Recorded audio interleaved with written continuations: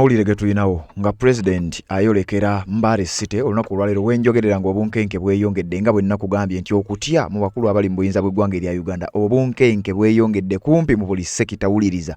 Obunkenke obusinga obungi bubadde ku nsonga eya national flag. Kafulaga kano koolaba ke kabadde kasinze okuba nga kaleeta obunkenke era ngenda kuwa ebigambo His Excellency byayogeddeko oba bye yayogedde olunaku olwajjo yabadde akola New Year's presidential speech gye twakuwaddeko ekitundu olunaku olwaleero. Kakati wenjogerera obunkenke obulala bweyongedde ku nsonga ki zonna nzikuletedde ng'abakulu mu by'okwerinda bakyagenda mu maaso n'okutiisatiisa, bakyagenda mu maaso n'okukola ebyabwe nga bwe babiteeseteese era nga bwe baabitegese okugenda mu maaso n'okuba nga babikola. Waliwo ekiwandiiko kye ngenda okukusomera. Ekiwandiiko kino nga kyafulumye olunaku olwajjo nga kikakasa nti kati obunkenke ate tebukyali ku national flag yokka. Wuliriza bulungi, obunkenke oba okutya kuli ku national flag, kuli ku kigambo protest vote, wabula ate waliwo ekintu ekirala ekitandise okuleeta obunkenke mu bakulu abali mu buyinza bw'eggwanga erya Uganda era nga tebali comfortable bwe twogerera. Wuliriza ekigambo kino kyolaba ekigamba nti free Bobi Wine. Ekigambo kino kyawandiikibwa ku kkubo mu biseera gwali mwaka gwa 2018 His Excellency Robert Kyagulanyi Ssentamu bwe yakwatibwa mu bitundu by'eggulu mu Arua, mu bijjukira bulungi nnyo Arua Saga. Kakati we twogerera ensonga eno erabika yatandise okuddamu.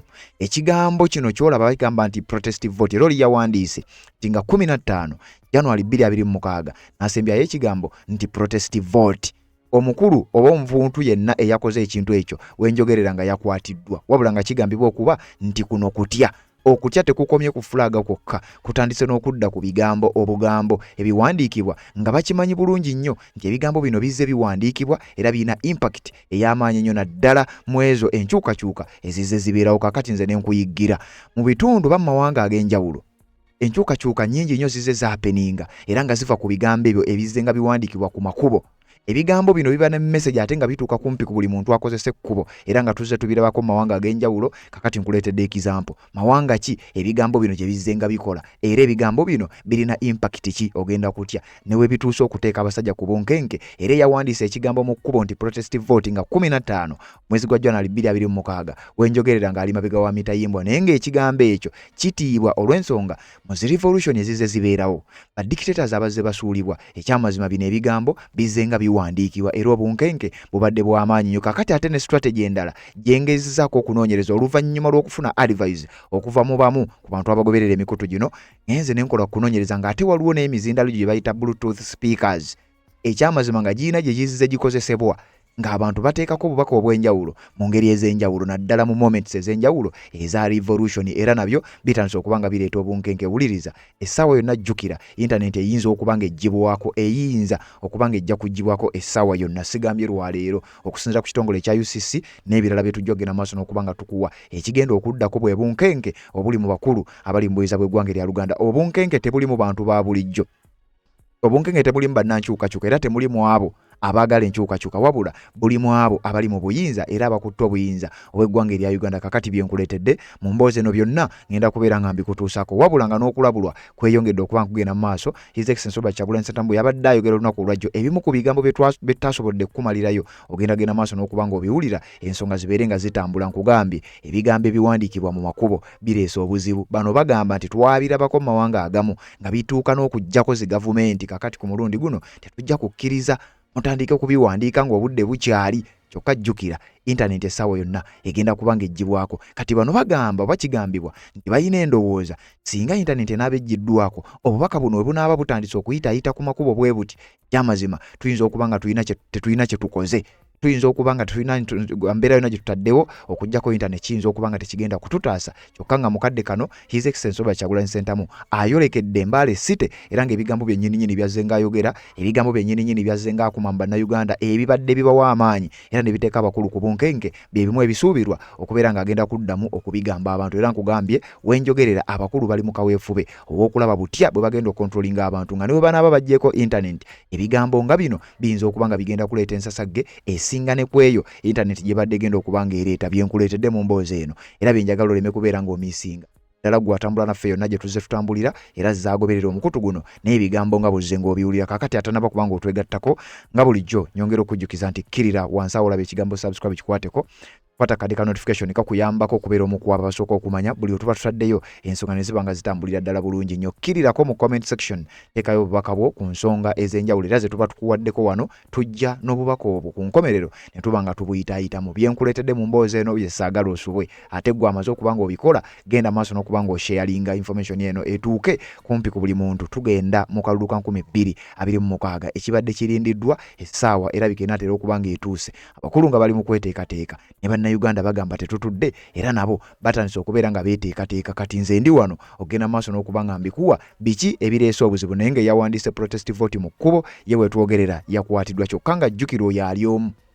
Naye nga ate jjukira omukulu yatugambye abapoliisi bali bameka, embeera eri etya era abasobola okontrolinga abantu bali bameka. Byonna ogenda genda maaso n'okuba nga obimanya. Nkuleetedde obunkenge n'engeri abasajja gye bali mu kujugumira byonna ogenda kubeera nga obimanya. Naye nga bulijjo tusooka ne tujjawo akalango kano kamu tusobola okutolontoka awatali nsonga yonna etutataaganya. Kanzije mbeere nga nkulukira ensonga nga bwe nzikuleetedde. Nga z'obufumbo olina omwami naye ng'akutawaanya, olina omukyala ng'akutawaanya, bajja ne bakwagalako ne bagenda. Gwe alina ebizibu mu byenfuna nga ssente zikuyita mu ngalo, wooteeka ssente bufi bowola tebazza. Gwe aloota ng'ogwa mu nnyanja, gwe alumizibwa omutwe nga guganja okuwona, naawe aloota ng'ebintu bikozesa ensonga z'obufumbo. Nina ekifo ku mugga awali amayinja wennyambulirako ebisiraani, ekikwa, ekifiiriza, omudibo, obutaganja, obutaweebwa. Nzijanjaba abantu ab'enzikiriza zonna, nsiŋŋaanibwa njeru ku lw'ejjinja. Gwanjagala kuba ku nnamba yange eyo, naawe ali ewala ennyo yita ku WhatsApp.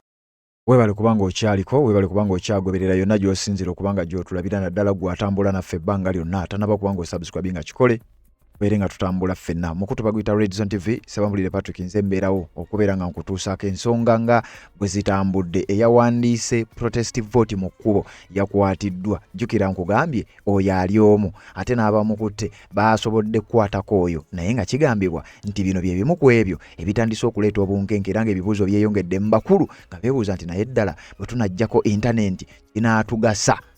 Kakati wuliriza. Olunaku olwaliro ennaku z'omwezi ziri 2 mwezi gwa January 2026 nga bwe kiri ku program era nga ku nteekateeka bwe tuzenga tugikuwa. His Excellency Robert Kyagulanyi Ssentamu ayolekedde ebitundu ebya Mbale City era sides eyo yagenda okuba nga ate atambuliza enjiri ey'enkyukakyuka nga bw'ozze ogenda maaso n'okuba nga owulira ng'abakulu bali mu kaweefube ow'okwetegeka naye ayambalidde era ayolekedde ebitundu bya Mbale City bw'ati atwaleyo message ey'enkyukakyuka. Wabula nga sinnakutwala mu nsonga eyo yennyini nga sinnakutwala ku nsonga eri njagala nsooke nkukubira omulanga. Njagala okuba omulanga omulako olwaleero bigenda kuba bya mirundi 2. Ekisooka bannange mweyongera okugula fulaga. Neebaza abazze ne mu contributinga era ne mukola ekisoboka okulaba nga fulaga zigulibwa nga kumpi buli munnayuganda yenna gy'ali afuna fulaga.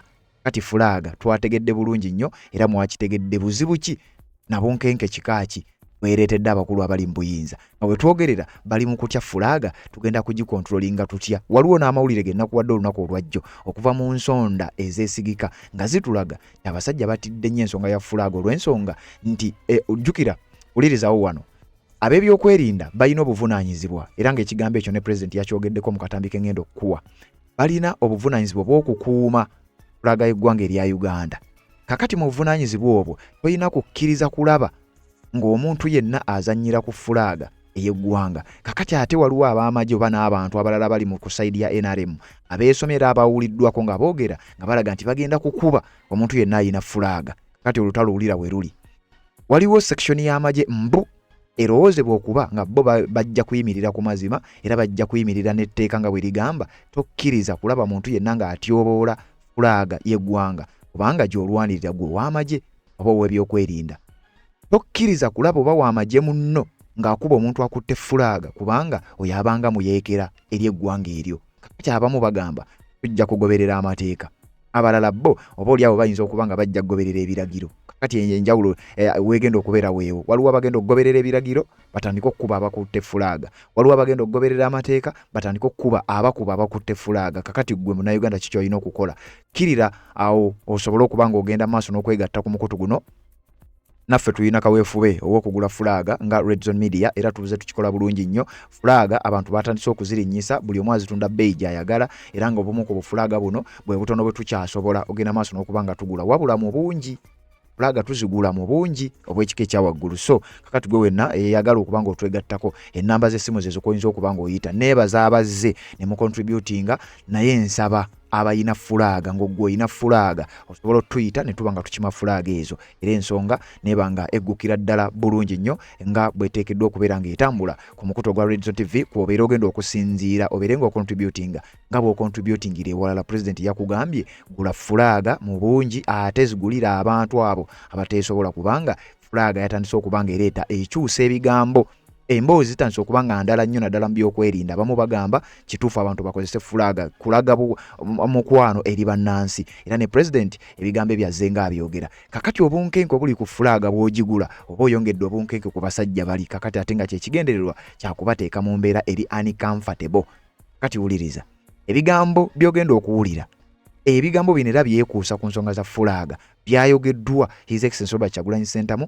ng'ayongera okuteeka obunkenke ku basajja bano nkugambye obunkenke oba okutya kwavudde ku national flag kakati kuzze ku kintu kirala yawandiise protest vote mu luguudo wano nga bw'olaba emabega wange ye wenjogerera yakwatiddwa naye nga taliyo si yoyo yekka asobola okukikola kubanga tuzze tukiraba kikoleddwako era nga kino kitandise okubuleeta obunkenke obufaanana obwa fulaga weteeka ku bakulu bano kakati uliza president then nzije nkwongereyo ng'agamba tigwana alaba ne bendera y'eggwanga bagenda mu kubambako nga mwenna bannayuganda bannange bw'olabanga omuntu yenna omutemu yonna omutuju yenna ng'alumbye owa bodaboda amukuba amutulugunya olw'okubeera ne bendera nze mbakunga muvangayo ne mutaasa munnayuganda oyo kuba omuntu alina bendera olina omuwa ekitiibwa mu kiseera kye kimu kankozese ne guno omukisa okubakunga mwenna tibogenda n'olaba bizinesi y'omuntu ng'alina bendera y'eggwanga mazima ne byatunda ne bw'oba tobyetaaga baako ky'omugulako omuwagire olw'okwagala eggwanga lye owa bodaboda bwe baba nga bali babiri naye ng'omu omulaba ayagala nnyo eggwanga lye ng'ataddeko ne sitiika ya bendera ya Uganda oba ng'alina bendera ya Uganda muwagire mwogere okwagisa abantu eggwanga lyabwe ne bw'oba tolina ssente waawe kiri mukubira ejjambo oba omugambe ekigambo ekimuzaamu amaanyi mugambe weebale kwagala ggwanga lyo ekyo kiyigirize n'omulala tewali agenda bayi kubayigiriza oba bakunga kwagala ggwanga lyammwe mulina eddembe ku ggwanga lyammwe mulyagale bw'onooyagala eggwanga lyo ojja kufuna ensonga lwaki olirwanirira lwaki okola ekituufu lwaki okola enteekateeka ey'omugigi ogunaddako nagwo gweyagalire mu ggwanga lyo nga bw'olyagaliddemu eno bendera yammwe temukkiriza batiisatiisa mulina obusobozi bwonna okugirwanirira era mugirwanirire kubanga bajjajjaffe abaagiteekawo kyekyo kye baatwagaliza. Thank you very much. Thank you. My name is Jodeza Nicholas from Baba TV. I have two questions. Yesterday, as your opponent, the President of Uganda, Yoweri Kaguta Museveni. Answer your question, allow me to reiterate the last part of my message in English. I want to once again encourage fellow Ugandans not only to defend those that are being attacked for holding the national flag in high regard and having it in their businesses, but I encourage you, if you see somebody's shop and you see that person is a patriotic Ugandan flying the national flag proudly in their business, please support them even if you don't need what they are selling. If you see a border rider flying the national flag on their border, support them. Let this flag be something that brings us together even more. Make them feel proud of having the national flag. Now to respond to your question, General Museveni yesterday said that we transport our crowds with us. It's interesting, but again, I don't look at General Museveni with anger, I look at him with pity. We must all understand to be kind. I know that courtesy of his age, kakati ku nsonga eya national flag kuoba tova so kakati bwenkukowoola ojja contributing ndowooza ensonga oba ogitegeerera ddala bulungi nnyo kakati ensonga tukitegedde bulungi nnyo nti etadde abantu ku bunkenge era ng'ab'ebyokwerinda ze zimu ku nsonga ezibaviiriddeko okuteeka okutya mu bantu okwagala okuteeka okutya mu bantu ne bayungula abawanvu n'abampi kumpi mu buli kifo ekiteetaagisa ne basobola okuba nga bateekawo embeera ey'okutiisatiisa wabula bino nno nga bigenze mu maaso n'okusajjuka abamu ku bannaddiini batandise okuba nga nabo beegatta ku bannayuganda nkugambye nnakuleetera nsonga nkulu president ayolekedde Mbale City byonna ogenda kubiwulira oluvannyuma lw'obunkenke n'embeera ebadde eteekebwawo Bishop wa Masaka Diocese manyidwa nga Severus Jumba bino yabyogedde ku lunaku olwajjo nga basaba ku lusooka omwaka ne His Excellency Robert Kyagulanyi Ssentamu yazzeemu n'alabula n'akola okulabula era n'abaako ebigambo byasindika mu bakulu naddala abo abagenda maaso n'okuteekawo obunkenke. Kansooke nkuwa ebigambo ebya Bishop owa Masaka Diocese Severus Jumba byayogedde olunaku olwajjo ng'ayogera ku byembeera y'obunkenke egenda maaso. Lwaki ab'ebyokwerinda obunkenke mwagala buteeka ku sayidi emu? Ebigambo bino yabyogedde then yabadde Masaka kyokka ate ne Lubaga ne His Excellency Robert Kyagulanyi Ssentamu ng'alina okulabula kwagenda maaso n'okukola, alina message yabadde agenda maaso n'okuba ng'asindika mu bannayuganda. Eyo nayo ng'eyongedde obunkenke ku obwo obunkenke already obubadde bugambibwa okuba nti weebuli, ate ng'obwo tubutadde ebbali waliwo obunkenke bw'ebigambo ebigenda maaso n'okuwandiikibwa ku kkubo nga woolaba wano ku luguudo olugende Hoima ogenda kutyawulira. Kiboko squad kumpi etongozeddwa kati abantu tulizeemu nga bwe twabeeranga mu budde bwa Idi Amin. Kati ntandise okwesisiwala nga ndaba omujaasi naddala kasi twabeera mu bya bbulaaka mu bibomboola. Ebyo byonna bya nnaku naye omuntu akuba banne ng'ente is brutal. Kigambo ekyo kiva mu Brutus. Ate ekyo nze nkirabyemu n'abavubuka. Abavubuka bategedde kye baagala. Baagala kufuna space mu political affairs of this country, decision making. Ne bwe tunaakola tutya okubazikiza tosobola okujja kukuba space. Bw'oba owulira nga oyitiridde mu kubeera ow'amaanyi weefumiitirize nti sinze nsoose sinze nsemba. Bameka abankulembedde, bameka abalinziririra wano mu ssaza. Kati nze ndi Bishop Wakuta okuva mu 1997 ani yali Kiwali Sitenseera Kiwanuka Dungu Bishop Kagwa kati nze nange munsabire ndowooze bwentyo sinze nsoose sinze nsemba. Era naawe n'obuba tonjagala nnyo gandi kasi twajja kgenda kikugumye naye nga tovudde ku Mukama. Oyinza okuŋŋaa nti waliwo ab'omutima omubi, ewali ab'omutima omulungi era bawo. Yes, kakati awo ndowooza message eyinza okuba ewulikise. Njagadde ako nkakuyisizeewo kawulire bulungi nnyo nga tetunnatuuka ku nsonga ya bigambo ebiwandiikiddwa mu makubo ate nga bikyabigenda maaso n'okuba nga biwandiikibwa ate nga tulabyeko ne mawanga mangi gye bibadde biwandiikibwa ne bireeta obuzibu era abakulu ne baba nga bagenda mu maaso n'okuba nga badduka mu ntebe z'amawanga ago. Ntugambye ngenda kukuleetera examples oba ebyokulabirako ebigambo bino bibadde biwandiikibwa wanga sinagenda eyo. Ebimu ku bigambo His Excellency Robert Kyagulanyi Ssentamu bye yayogedde bwe yabadde ava ku kyaki e Lubaga mu kusaba okwabadde okuggulawo omwaka yayongedde okusindika message n'obubaka. Jjukira bino byonna byogerebwa era gwawuliriza akatambi kano kashiyalinge kubanga essaawa yonna wadde obudde bukyali singa baba bajjeko internet nakulaze bwe tuyinza okukozesa beat chat ate nga tukyagenda maaso n'okuba nga tukuleetera videos ez'enjawulo ezinnyonnyola ku kye bayita beat chat. Byonna ogenda kubeera ng'obimanya. Kuleetedde emboozi ku nsonga y'obunkenke obweyongedde mu bakulu ate nga n'eno sayidi ya His Excellency Robert Kyagulanyi Ssentamu akyayongera okusindika obubaka obusinga okutiisa abasajja. Wulira bye yayogedde jjo. Jjukira yayogedde emirundi ebiri. Alina ebigambo bye yayogedde ng'ali ku kyaki bye ngenda okusooka okukuwa then oluvannyuma ngenda kuwaako akatono ennyo ku ebyo bye yayogedde ng'ali ku kitebe. Wulira. Omwaka gwe tuyiseemu gubaddemu mazima ebirungi bingi ebituukiddwako abantu ab'enjawulo. Nsaba okubayozaayoza era okusaba Omukama ayongeze ebirungi byabawa mwene enju zammwe wamu ne bemukulembera. Mu mbeera y'emu era omwaka ogwo gubaddemu okusoomozebwa kungi. Bannaffe bangi batugenzeeko, bangi banyigiriziddwa. Tuyingira omwaka guno nga bannaffe bangi bali mu makomera awatali musango. Nsaba tubase mu ssaala zaffe Omukama ayongere okubagumya era abongere essuubi basobole okudda twegattako kubanga tebalina musango. Nange ngatta eddoboozi lyange kukwaniriza obubaka bw'omutukuvu Paapa.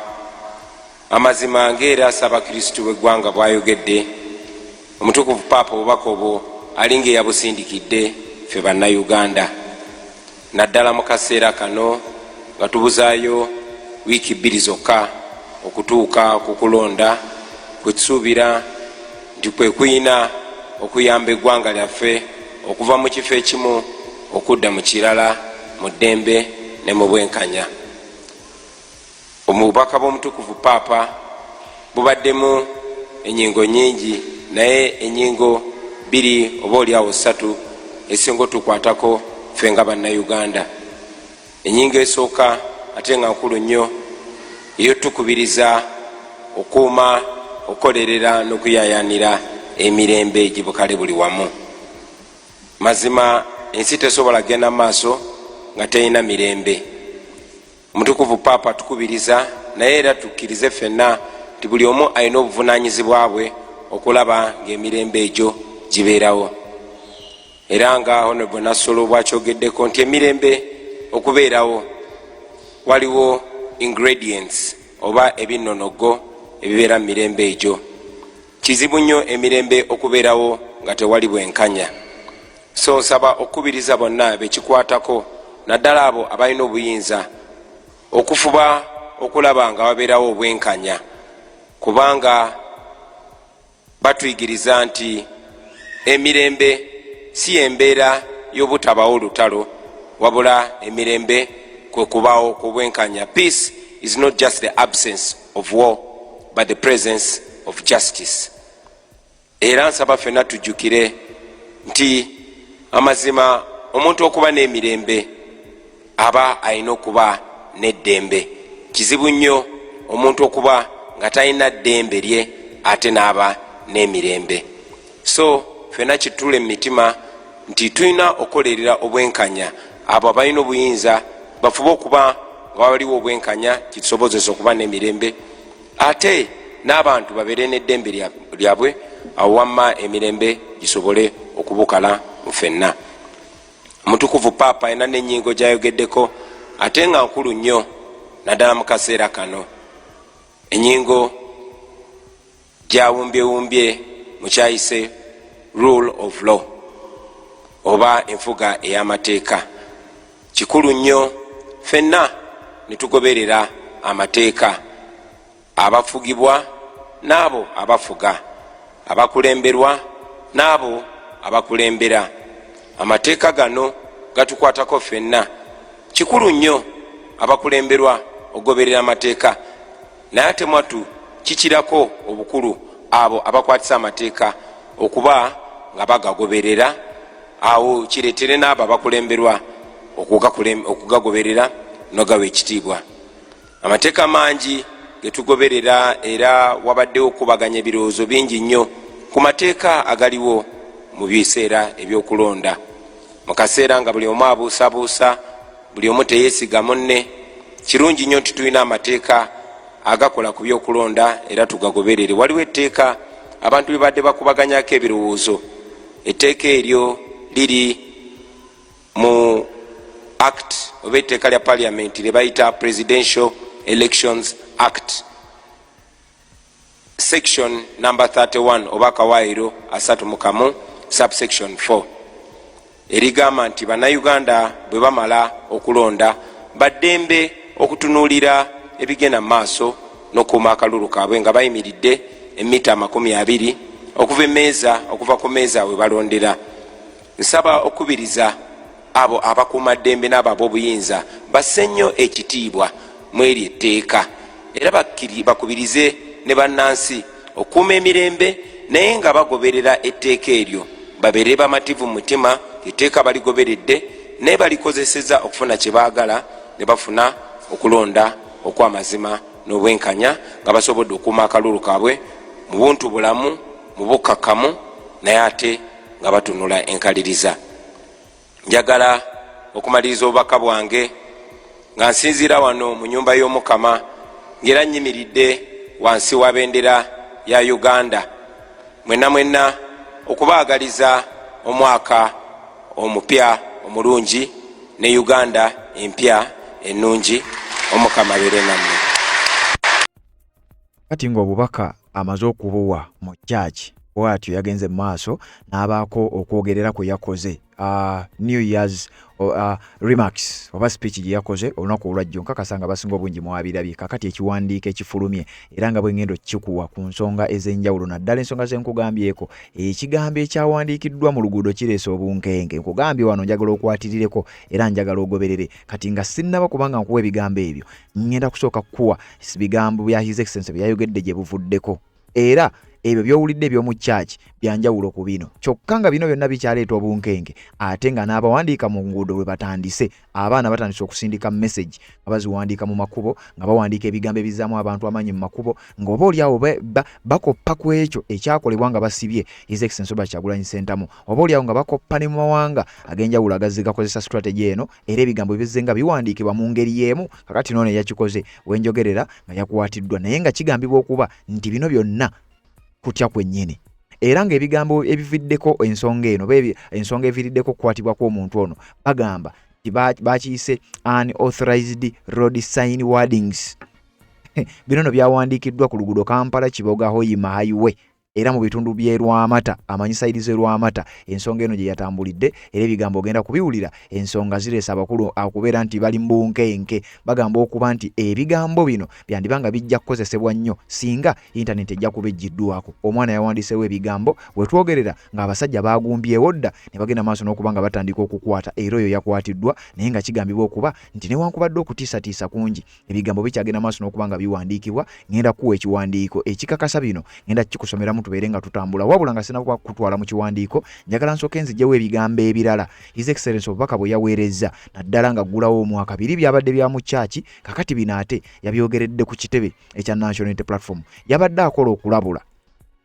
mujjukira mawulire ge nabawadde olunaku olwajjo waabaddewo omusajja amanyiddwa nga Meeja omusajja oyo munnamagye era ngendamu okugamba President yakoze ebigambo bino yabizzeemu n'alabula era n'ategeeza nti bino byonna bimugenda mu maaso n'okukola abantu balaba abantu bagoberera era abantu bagenda beekolerako kati nga sinnakutwala Lwamata okuwa biki byawandiikiddwa mu kkubo obunkenke bweyongedde mu bitundu by'eggwanga eby'enjawulo abakulu bali mu kutya kyokka nga bakyali ku nsonga y'ebigambo ebiwandiikibwa ku makubo waliwo abatandise okuleeta strategy ey'emizindaalo eno strategy nkoze okunoonyereza mu mawanga ag'enjawulo gyezze ng'ekozesebwa era ekoze etya era obunkenke buvuddengawa kakati nga kweno kogatta ate ebigambo ebiwandiikibwa ku bisenge ebigambo ebyo nga biwandiikibwa ku makubo ebigambo ebyo ne bireetera abantu okulaba nga beekyawa abamu ne bafuna mulaalo ababadde tebalina ne baba nga bayiika ku nguudo z'ebibuga eby'enjawulo ne batwala abakulembeze baabwe ebyo nzize okubeera nga mbikuwa nga ebimu ku ebyo byalabikako mu kwekalakasa okwali mu ggwanga erya Sudaani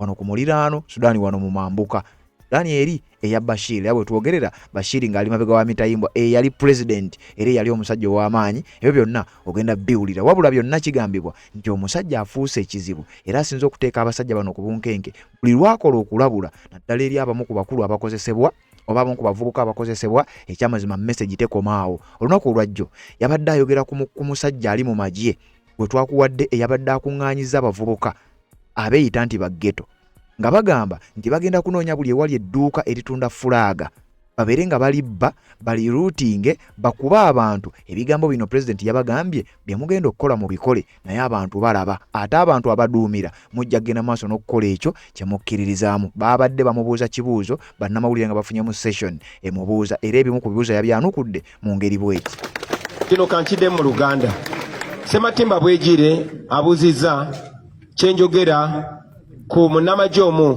gwe bayita Meeja Kuteesa eyalabiddwa ku mikutu ng'alagira gurupu y'abayaaye n'ababbi ng'era awoninga bannayuganda nti munnayuganda yenna anaasangibwa ng'ayina bendera y'eggwanga mu dduuka lye oba mu bizinesi ye nti ababbi bagenda kujja bamubbe pozi okukibakubira mu ttooki n'okukyangaza obulungi Meeja Kuteesa Meeja Emma Kuteesa musirikale w'eggwanga erya UPDF ali ku ddaala lya Meeja naye Kuteesa ne Christopher Damulira balina omulimu gwe badde bakolera Museveni nga beetolola eggwanga lyonna nga bagenda mu biseguusi oba mu ghetto ez'enjawulo nga bakuŋŋaanya abamenyi b'amateeka ababbi n'abakozi b'ebikolobero abamu bagenda mu makomera ne babajjayo ne babasuubiza nti singa banakolera gavumenti ya Museveni emisango emirimu egyo emichafu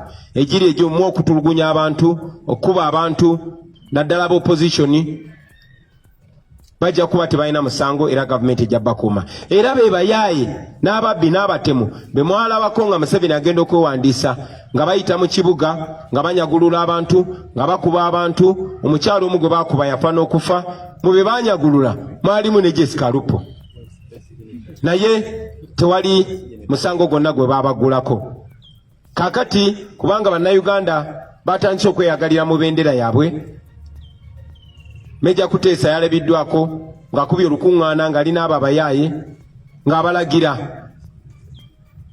ngerawo ninga bannayuganda ti munnayuganda yenna n'asangibwa ng'ayina bendera y'eggwanga mu bizinesi ye tibagenda munyagulula kino kye ŋŋamba Meja Kuteesa neddamulira n'abo be bakolera ti mmwe abali ku likodi nga muvugumaganya yunifoomu y'amagye g'eggwanga nga mulagira abamenyi b'amateeka okola ebikolobero njagala mumanye ti kino tekikoma kati ku kiseera ekituufu ng'enfuga ey'amateeka eddiziddwawo mu Uganda mujja kwanukulira ebikolobero bye muli mukola kubanga biri documented ku kamera era njagala n'okulabula abaana ba ghetto abali eyo mwe bebakozesa mu butamanya ti abo babakozesa ne bajja kumala babasuule mu kinnya so bi mwalaba kye bakola Zebula ne kye bakoze bannaffe abalala bangi nnyo mu kiseera kye kimu njagala okutuusa obubaka eri bannayuganda mwenna abatulaba okusookera ddala ddembe lyammwe sina ddembe naye buvunaanyizibwa bwaffe okwagala bendera yaffe ogyeyagaliramu okujaagaza abantu okugiwa ekitiibwa n'ogyenyumirizaamu era njagala obbasaba bendera y'eggwanga giteeke buli w'osobola mu njuyo obeere ng'ogirabako ng'oddamu omwoyo gw'eggwanga ogiyigiriza abaana bo ojagaza abaana bo ojagaza emikwano gyo na buli atamanyi bendera ya ggwanga kyetegeeza gimuyigirize nti eno bendera si ya muntu si ya kibiina kya bufuzi wabula eno bendera ya ggwanga buli omu oba owagiraani oba ofaanana otya kasitoba ng'oli munnayuganda eno bendera ogiinako omugabo gwe gumu era ekwesa ekitiibwa kye kimu mu kaseera ke kamu njagala okunga bannayuganda mwenna abali eyo ti bwe mulaba omuntu yenna omubbi yenna omuzigu yenna oba omumenyi w'amateeka yenna ng'alumbye munnayuganda ng'alumbye edduuka lya munnayuganda oba ennyumba ya munnayuganda okulinyagulula kubanga ayina bendera y'eggwanga mumukoleko ng'amateeka bwe galagira ate oba tubakunga okuyamba bannayuganda bannammwe okubalwanirira n'okwerwanako ng'omubbi yenna abalumbye ne bw'aba tabalanga kubeera na bendera ya ggwanga naye ate omubbi omutemu alumba bizinesi yo ng'akulanga kwagala ggwanga lyo njagala obbakunga mwenna bannayuganda ne bwe baba tebalumbye bizinesi yo naye n'olaba ng'abayaaye ng'abatemu ng'ababbi balumbye bizinesi y'omuntu nga bajinyagula olw'okwagala ensi ye mwenna mwegatte mukole kyonna kye musobola okumutaasa n'okwerwanako kw'abo abatemu ababbi kwata kyonna ky'osobola nga munnayuganda amateeka gakukkiriza okwerwanako kiba kya busiru nnyo okuleka omumenyi w'amateeka omutemu omubbi okutulugunya bannayuganda. To all of you Ugandans, it's unfortunate that the country is slowly but steadily being handed to criminals. When your safety, when your nation, when your security is in the hands of criminals, you have every right to defend yourself. In any case, the Constitution provides that you must use everything possible within you and around you to defend the Constitution and to defend yourself. So mwerwaneko mu ngeri yonna yonna esoboka abo ababbi mubasobola ekibabbisa kubanga tebalina maanyi na mutima gusobola kwekolerera oba tebasobola kwekolerera tebasobola na kwerwanako tebasobola na kubatulugunya mukolanga kye musobola kyonna okolanga ky'osobola kyonna munnayuganda munnange bw'olaba ng'omumenyi w'amateeka ng'alumba munnayuganda munno olw'okubeera ne bendera nalabye n'omuyaayo omu ng'agamba nti gwanaalaba ne bendera y'eggwanga bagenda mu kubamba kunga mwenna bannayuganda bannange. Bw'olabanga omuntu yenna omutemu yonna omutuju yenna ng'alumbye owa bodaboda amukuba amutulugunya olw'okubeera ne bendera, nze mbakunga muvangayo ne mutaasa munnayuganda oyo, kuba omuntu alina bendera olina omuwa ekitiibwa. Mu kiseera kye kimu kankozese ne guno omukisa okubakunga mwenna. Tibogenda n'olaba bizinesi y'omuntu ng'alina bendera y'eggwanga, mazima ne byatunda ne bw'oba tobyetaaga baako ky'omugulako omuwagire olw'okwagala eggwanga lye. Owa bodaboda bwe baba nga bali babiri naye ng'omu omulaba ayagala nnyo eggwanga lye ng'ataddeko ne sitiika ya bendera ya Uganda oba ng'alina bendera ya Uganda, muwagire mwogere okwagesa abantu eggwanga lyabwe. Ne bw'oba tolina ssente waawe kiri mukubira ejjambo oba omugambe ekigambo ekimuzaamu amaanyi, mugambe weebale kwagala ggwanga lyo, ekyo kiyigirize n'omulala. Tewali agenda bayi kubayigiriza oba bakunga kwagala ggwanga lyammwe. Mulina eddembe ku ggwanga lyammwe, mulyagale. Bw'onooyagala eggwanga lyo ojja kufuna ensonga lwaki olirwanirira, lwaki okola ekituufu, lwaki okola enteekateeka ey'omugigi ogunaddako nagwo gweyagalire mu ggwanga lyo nga bw'oliyagaliddemu. Eno bendera yammwe temukkiriza batiisatiisa, mulina obusobozi bwonna okugirwa. Yes, ebyo byonna byogeddwa ebigambo bya president obiwulidde naye nga kyolaba emabega wange kino president ali mu kwolekera Mbale City era ebigenda okuvaayo byonna ogenda kubeera ng'obifuna gwe kasita weekuumira ku mikutu gyonna gy'omanya egigenda maaso n'okuba nga gikuweereza eyo convoy eri mu kutwala president mu Mbale City yateekateeka okubeera ng'agenda kwogerera olunaku oluwalero wabula nga sinagende eyo byenkuleetedde ebigambibwa okuba nti bireetedde abasajja okutya, bireetedde abasajja obunkenke byenjagala ogende maaso n'okuba ng'omanya eno bagiyita Red Zone TV bw'ato naba ngo subscribe nga kikole kirira wansi awo labe ekigambo subscribe kikwateko kwata kadeka notification oberere ddala omu ku abo abasooka okumanya bwe tuba tutaddeyo ensonga yonna nkuleetedde ekiwandiiko kino nno nga kikakasa kyafulumidde ku mukutu gwa Daily Monitor nga kikakasa nti ekigambo obugambo ekyawandiikiddwa nti protestive voting nga 16 mwezi gwa January 2026 kireese obuzibu era nga bannayuganda bawandiika obubaka obumu babujja mu bigambo oba olyawo ebyaba beesimbyewo nti ssebo mukulu ojja kudda gye wava. Kakati ebigambo ng'ebyo bwe biwandiikibwa ku nguudo kiba kiraga nti ne weena internet ejjiddwako abantu baba bafunye engeri endala yonna ey'okucommunicatingamu obunkenke bwa zedda. Mazima ensi ekukyaye ebbanga lyofuze emyaka 4 limala, genda gye wava. Mukoze obugagga bungi obumu mubufunye obusingira ddala mubufunye mu ngeri etategereka kubanga Mwami Museveni we yali ajja wano bw'olaba ebifaananyi bye yali talina kyalina nga talina na nyumba ye. Naye kati tulaba ye omu ku basinga obugagga mu Afirika oba mu nsi yonna. Twamuwa omukisa, tolowooza nti bannansi okubeera eyo nga tetulina mundu tuli basibu. Tewaliiwo kintu kiri very dangerous nga population etalina mundu. Era kyova olaba bano abawandiika ssemateeka bakimanya nti owe mundu ajja kujja ano yekalakaase naye ajja kubanga ne limiti ye ejja kubaako waakoma. Era ensonga lwaki bagamba power belongs to the people. Abantu abo bagamba nti naye abantu bagamba batya power belongs to the people naye nga wekutuuka okusalawo ng'ab'emundu be basalawo nga they use force. Nabo baba ne limitation. Kati we twagala mukulu Museveni addala ffe abava eruweero twali tulabanga era puliyambo ya parliament ya constitution bwegamba oba okubikirwako constitution egamba nti constitution eno eteereddwawo n'emitendera egirina okugobererwa nga tusoma ku byafaayo bireme okuddawo eri ffe n'abaana baffe n'abazzukulu baffe. Kati bano bwe baafuna obukulembeze balowooza batuuse mu bwakatonda obutalinaako komo era bw'obalaba enneeyisa yaabwe mu bantu they are not human. Buli kye balaba mu ggwanga balowooza kirina kuba kyabo oba kyakabondo kaabwe. Omuntu n'akumuleetinga werese erittu abnormal. In addition obugagga obutamanyikiddwako n'obabuuza mmwe lwaki mmwe mwekka muli obulungi. Katugenda mu Sekukulu ne tubuuza Museveni lwaki gwe Museveni ne banno mmwe mwekka muli obulungi ffenna tukaaba ffe. Ezaali badde questions ne balowooza nti batuuse mu Bwakabaka. Omanyi waliwo Katonda yakola ensi ne Katonda yakola ensi Uganda. Ate Abaganda baakola ekibuga kye bayita Kampala.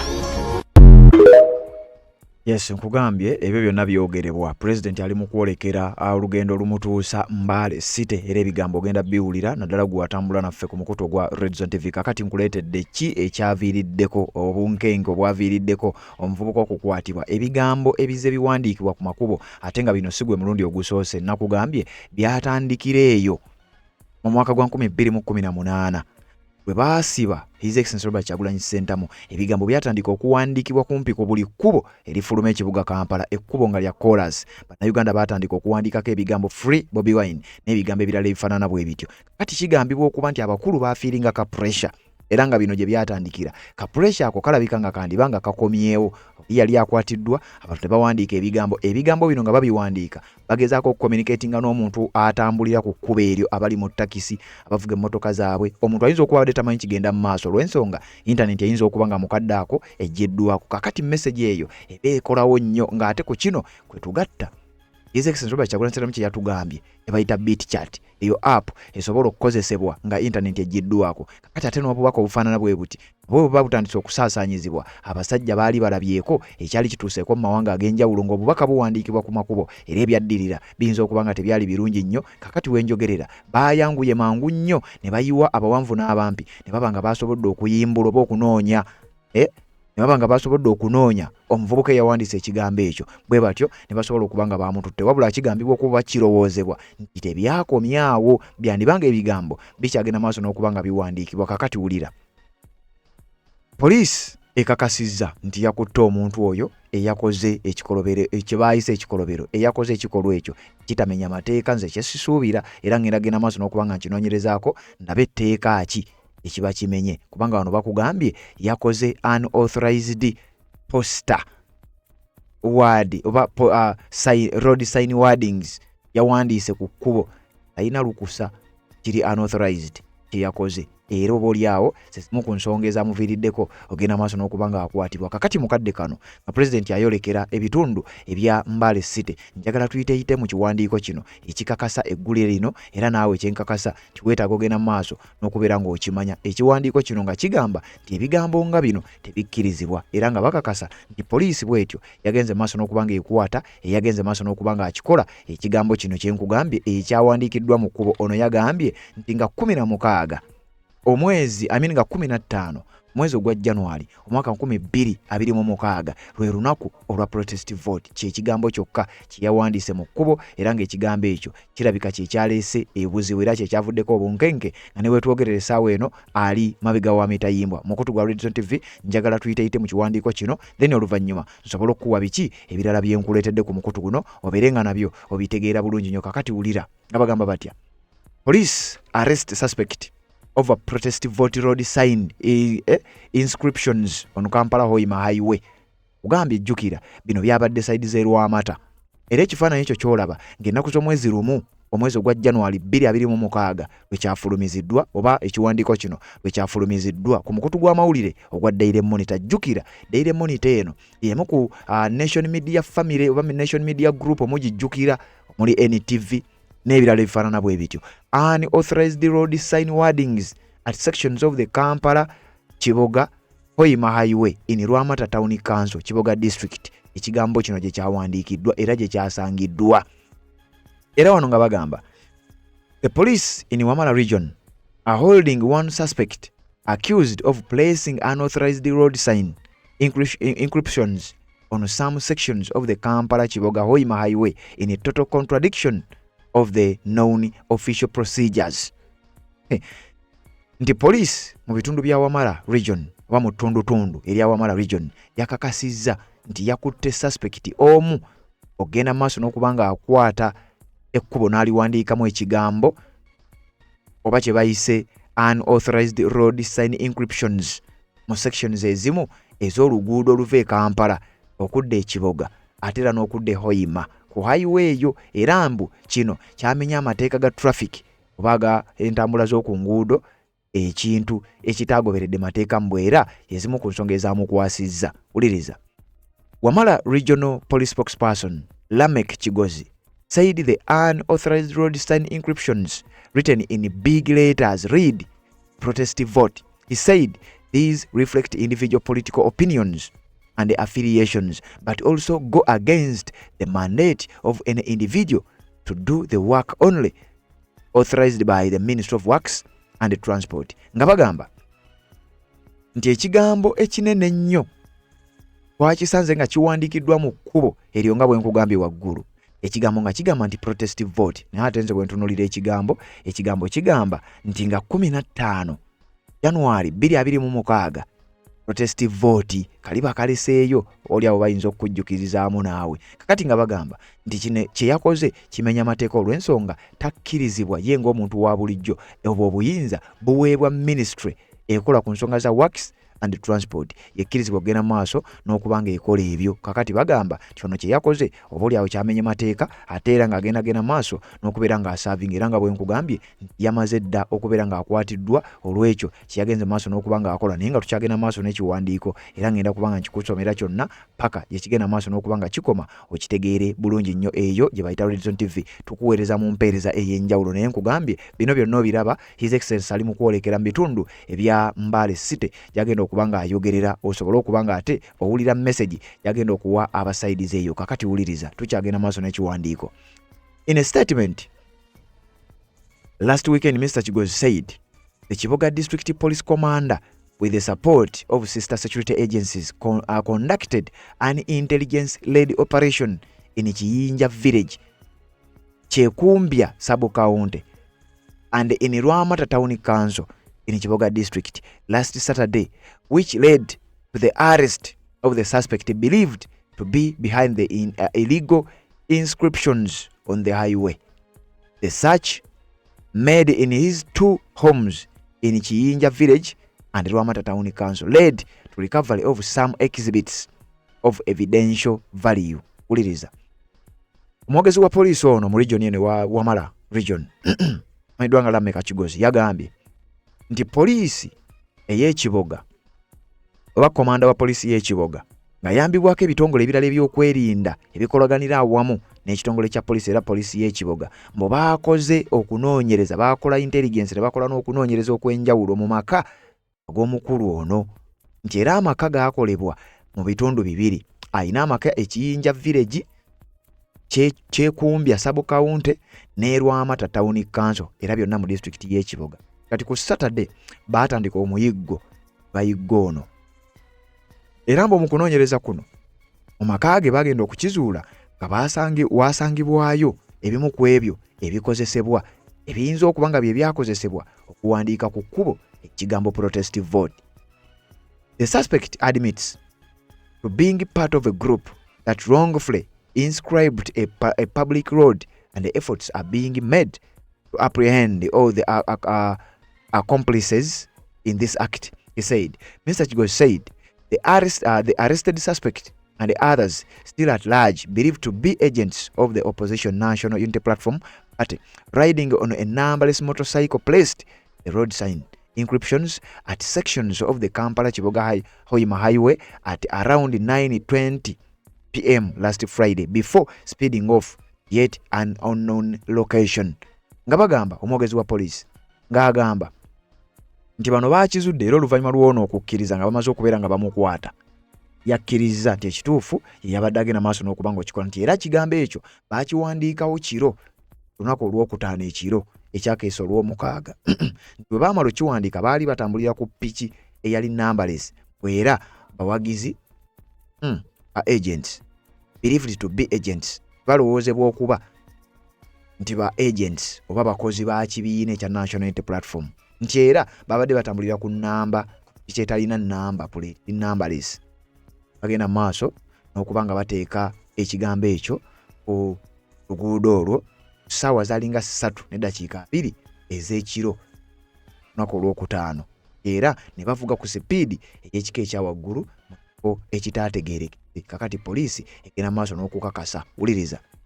Whereas it is the duty of the Ministry of Works and Transport to inscribe our roads for whichever reason based on the ministry's statutory duties, it's an act of sabotage for a layman to inscribe a public road with wordings reflecting a personal or political affiliation or inciting the public, he said.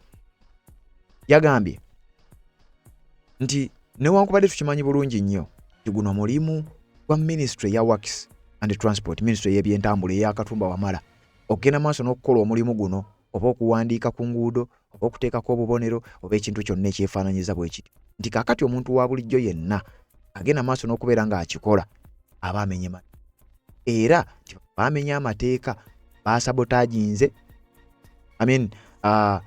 kino kikolwa kya kusabotaginga nti era omuntu yenna owa bulijjo takkirizibwa kugenda maaso n'okuwandiika kino kiba kiraga takkirizibwa kugenda maaso n'okuwandiika bigambo naddala nga biraga personal oba political affiliation nga biraga endowooza ye oba enzikiriza ye nga y'ebyobufuzi kati bano bagamba ekyo tekikkirizibwa era baamenye mateeka so n'olwekyo bagenda kubanga bavunaanyizibwa era n'agattako ng'agamba I hereby caution the public in the region to desist from such acts of sabotage driven by their respective political ambitions.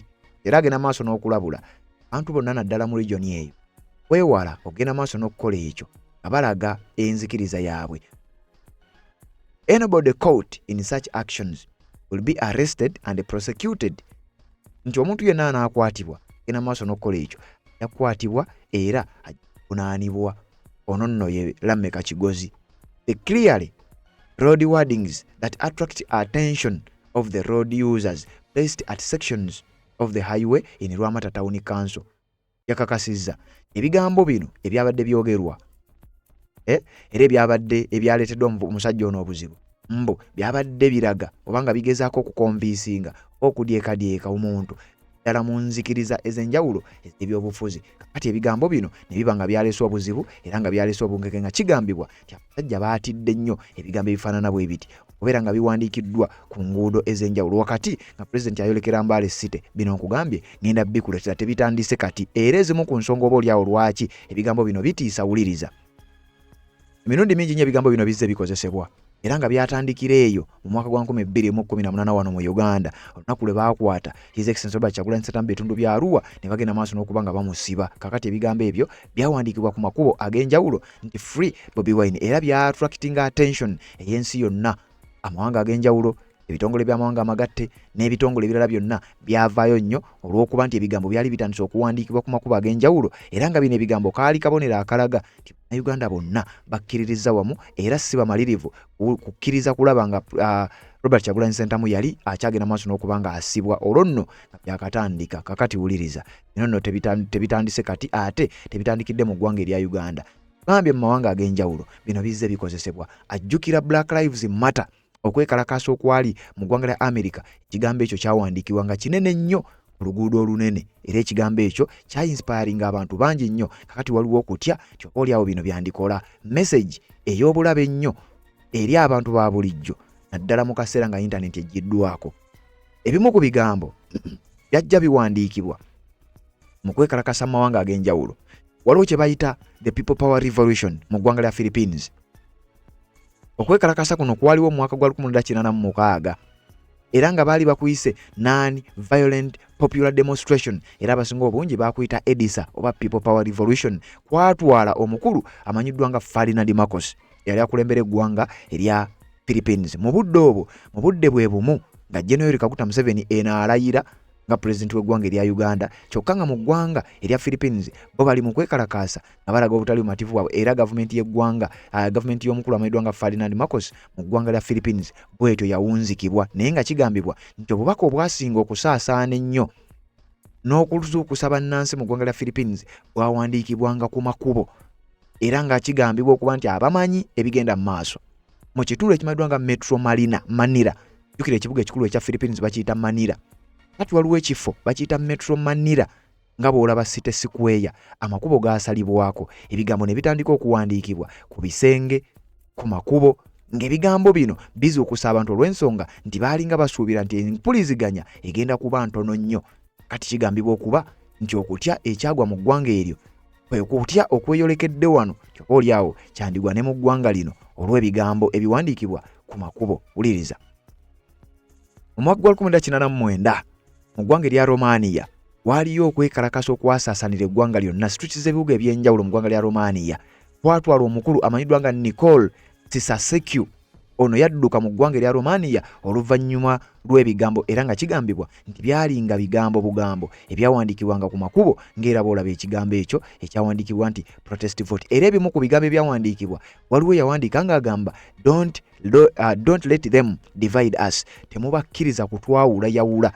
Ekyo ekigambo kiraba nga kitono naye ekigambibwa okuba nti kyakyusanga abantu bangi nnyo, kyaleeteranga abantu bangi nnyo okufuna mulaalo, kyaleeteranga abantu bangi nnyo okuva gye bavudde ne bagamba nti naffe bino bitukakatako era tutandika okugenda maaso n'okuba nga twegatta ku bannaffe. Olwo nno abantu ne beeyiwa ku nguudo z'ebibuga ebyenjawulo era bw'atyo omukulembeze n'aba nga yasobola okugenda maaso n'okuba nga adduka mu ggwanga. Olwo bannansi ne basigala nga bawangudde naye nga kigambibwa nti message oba obubaka bwateekebwanga ku nguudo, abantu ne banga bubazuukusa ng'empuliziganya ntono ddala.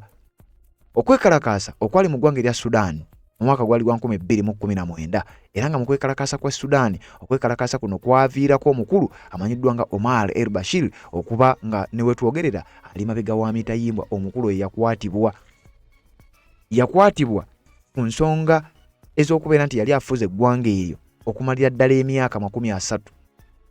Omar el-Bashir wetwogerera n'essaawa yali ali mabega wa mitayimbwa naye nga kigambibwa nti obubaka bwali bungi nnyo, bwasinganga kutambuzibwa ku bisenge, bwasinganga kutambuzibwa ku nguudo ez'enjawulo mu kibuga ekimanyiddwa nga mu bibuga ebyenjawulo naddala mu kibuga ekikulu eky'eggwanga erya Sudaani ey'omumambuka ekimanyiddwa nga Khartoum. Ebibuga ebirala byonna message zaawandiikibwanga ku makubo. Message ezo zaaleeta abantu okuzuukuka kubanga baatuuka ekiseera internet ne bagisalako owulirizaawo nnyo wano mu ggwanga lya Sudan.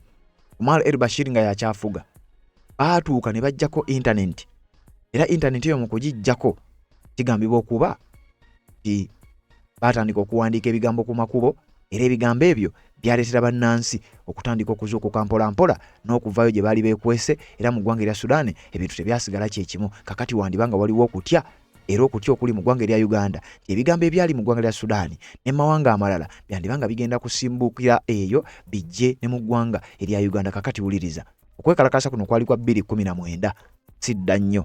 Omar el-Bashir n'aba nga yaggyibwa mu buyinza. Okwekalakaasa okwali mu ggwanga erya Algeria nga bw'olaba ekifaananyi ekyo, okwekalakaasa kuno kwali kw'amaanyi nnyo era okwekalakaasa kuno kigambibwa okuba nti beyawandiikanga ebigambo bino nga woobiraba nga balaga obutali bumativu bwabwe mu ggwanga erya Algeria. Jjukira wano tuba tugenze mu kye bayita Arab Spring, okwekalakaasa okwatolola amawanga nga bwe ngenda okugamba. Naye nga wano mu Algeria era naye yali 2019 abeekalakaasi baatandika okuwandiikanga ebigambo ku nguudo, baatandikanga okuwandiika ebigambo ku bisenge nga bakozesa bisipure ne bimaakers era ng'okwekalakaasa kuno kwatuuka okutwala president ebyakulembera amanyiddwa nga Abdelaziz Bouteflika. Oyo namukunnyonnyola. Kakati ebyo byonna byatandikiranga eyo mu ggwanga erya America mu kye bayita eggwanga erya Armenia 2018 kye bayita 2018 Armenian Revolution. Waliyo okwekalakaasa era ng'abantu ba bulijjo balina bye bagaana. Okwekalakaasa okwo nako ebigambo byawandiikibwanga ku makubo era ebigambo ebyo byaleetanga abantu bangi nnyo okuzuukuka ne bajja ne beegatta ku bannaabwe mu kwekalakaasa. Arab Spring protests mu mawanga ag'enjawulo mu mwaka gwa 2011 ne 2012 waliwo okwekalakaasa okwetoolola Middle East ne North Africa era nga bakulembeze bangi balabibwako nga badduse. Naye ng'okwekalakaasa okwo ebigambo byawandiikibwanga ku nguudo.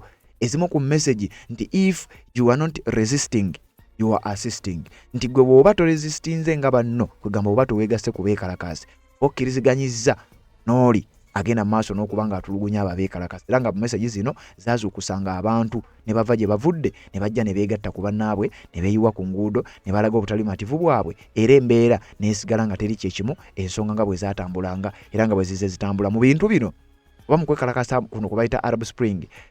Zine El Abidine Ben Ali owa Tunisia yadduka, byatandikira ku message yawandiikibwanga ku nguudo. Hosni Mubarak owa Egypt yadduka, message zawandiikibwanga ku makubo. Muammar Gaddafi owa Libya yadduka, message ezawandiikibwanga ku makubo tezaalekanga bantu kyekimu. Kakati obunkenke bwe bweyongeredde, lwaki message eno yawandiikiddwa ku kkubo neereeta obunkenke mu bitundu ebyerwamata? Gambe bino gye byabadde message oba obubaka bwawandiikiddwa ng'alinga ono yabawandiise ng'alinga ajjukiza banne nga 15 January tugenda mu maaso n'okuba nga twetegekera kye bayita protest vote. Era bugambo ebyo bifaananyeeko ebyo ebirala bye nzize nga nkulaga. Kakati no kirowoozebwa okuba nti bano bayinza obutakkiriza bigambo nga bino kutandika kutambula kyokka nga kigambibwa okuba nti obunkenke we buli nti ne tunaba tugyeko internet bino biyinza okukozesebwa ate nga jjukira ku bino already waliwo kye bayita BitChat app gye nakulaza olunaku olwajjo kakati wuliriza kakati ate ng'inza okunoonyereza kwekalakasa okuzze kubeera mu mawanga ago message ezawandiikibwanga ku makubo ate nga kuno ogattako ne strategies endala ezaakolebwa ebizindala ebyo byolaba kebeddeko nga mu mawanga ag'enjawulo kabubeere buno obutono obukozesa bluetooth abantu baakozesanga nnyo mu kwekalakasa kw'eggwanga erya Kenya ebayita anti-tax protests 2024-2025 kigambibwa okuba nti bannansi mu ggwanga lya Kenya baatandikanga okufuna bluetooth speakers ne batandika okuteekangawo message ne babiwanikanga ku miti ne babiwanikanga ku bizimbe ng'ebizindaala ebyo nga kigambibwa okuba nti ne baba babiwambye ekyamazima nga tosobola kubiwamba ne biggwayo kati kigambibwa okuba nti bannayuganda balabika beetegefu okukoppa enkola ng'ezo zireete mu ggwanga erya Uganda era obunkenke bweyongedde kakati kigambibwa okuba nti batandise dda okuwewa batandise dda okubeera nga bapracticinga ebintu ebyo butya bwe bigenda maaso n'okuba nga bikolebwa newankubadde nga deployment eyinza okuba ez'amaanyi ennyo newankubadde nga internet eyinza okuba nga ejjiddwako ng'era bw'ozze ng'owulira bino nno tebyakoma eyo bino byendi mugenda maaso n'okuba nga nkugamba ebizindaalo bino ebitonotono bakituta bluetooth speakers byakozeseddwa mu kwekalakasa okwabadde mu ggwanga lya Indonesia mwaka gwa 2025 guno gwennyini gwe twakamalako byakozeseddwa mu ggwanga lya Nepal bajenzi nga beekalakasa nga bakwata ebizindaalo ne babiwanika mu miti ne babiwanika mu bizimbe nga babitaddeko obubaka bwe batyo ne bagenda maaso n'okuba nga basaasanya message mu ggwanga lya Nepal omukulembeze bw'atyo n'aba nga yasobodde okuba nga adduka kakati kyekirabiddwako mu ggwanga erya Uganda ate ng'ebigambo ng'ebyo bizze byogerwa omukulu His Excellency Robert Kyagulanyi Ssentamu kakati ebigambo byalabiddwako mu bitundu by'e Lwamata era yabiwandiise bw'atyo yagenze maaso n'okuba nga akwatibwa kakati nga President ayolekera oba ayolekedde Mbale City yagenda okusinziira okuba nga agenda maaso n'okwogerako eri bannayuganda ab'enjawulo nange njagadde nzije message eno mbeere nga njikutuusako katuuliziganye mu updates eziddako kubanga bikyali bingi nnyo bye tugenda ogenda maaso n'okubeera nga tukutuusaako nga z'obufumbo olina omwami naye ng'akutawaanya olina omukyala ng'akutawaanya bajja ne bakwagalako ne bagenda gwe alina ebizibu mu byenfuna nga sente zikuyita mu ngalo wooteeka sente zifa bufi b'owola tebazza gwe aloota ng'ogwa mu nnyanja gwe alumizibwa omutwe nga guganye okuwona naawe aloota ng'ebintu bikozesa ensonga z'obufumbo nina ekifo ku mugga awali amayinja wennyambulirako ebisiraani ekikwa ekifiiriza omudibo obutaganja obutaweebwa nzijanjaba abantu ab'enzikiriza zonna nsiŋŋaanibwa njeru ku lw'ejjinja gwanjagala kuba ku nnamba yange eyo naawe ali ewala ennyo yita ku WhatsApp